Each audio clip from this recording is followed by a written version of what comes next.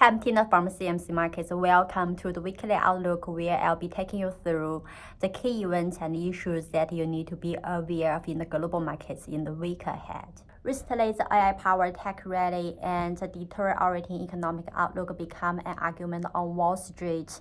Nasdaq climbed about 7% in May, and Dow ended in the red at the same time.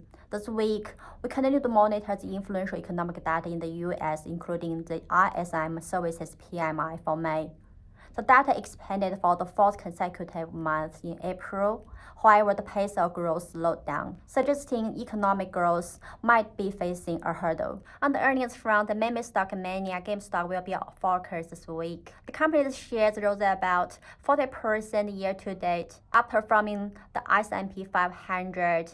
In the last quarter, it reported a surprise profit. However, the U.S. video game sales fell for the second consecutive month in April. Whether the company can maintain its 25% gross margin in the upcoming earnings reports will be in the spotlight. Coming to China, there will be a very busy week for the economic data, including trade balance, CPI, PPI, and new Yuan Loans.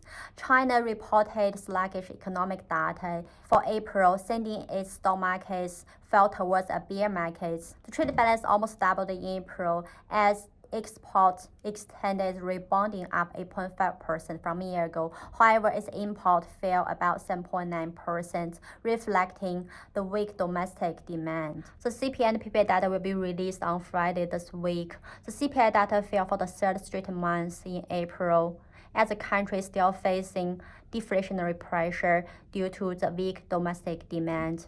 PPI data fell for the seventh straight month and declined at the steepest pace since May 2020.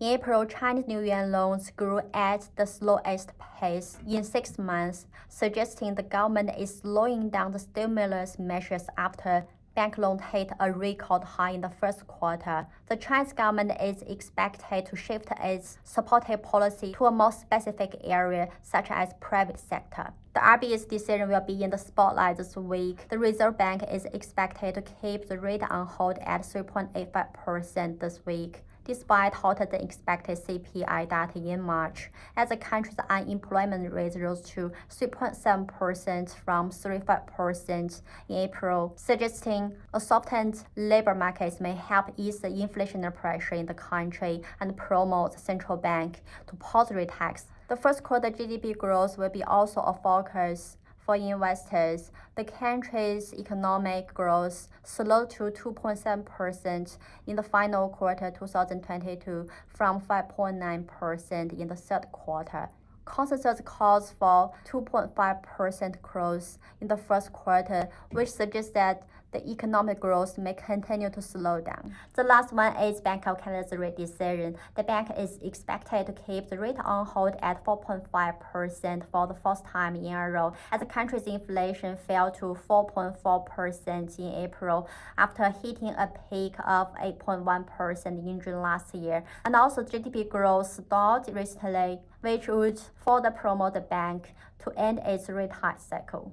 That's all on the horizon this week. If you have any questions, please leave a comment and I will back to you. Subscribe to the channel for future videos. I wish you a great week ahead.